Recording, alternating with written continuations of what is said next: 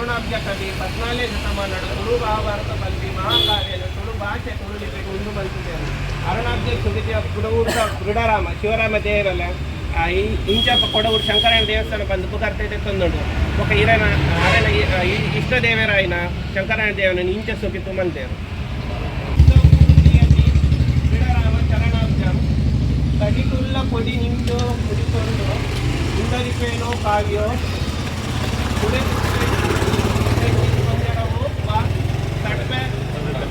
ತಡ್ಪೆ ಪರೀಕ್ಷೆ ರಕ್ಷಿಪಿಲೆ ಸ್ವಾಮಿ ಒಂದು ಕೊಡವೂರು ಶಂಕರನಾರಾಯಣ ನಂದಿಕೇಶ್ವರ ಬಿಲ್ಲುಕುಟ್ಟೆ ಒಂದು ಪೂರ ಕನೆಕ್ಷನ್ ಉಂಡೊಂದು ಬೆಟ್ಟ ಬಗ್ಗೆ ಅದು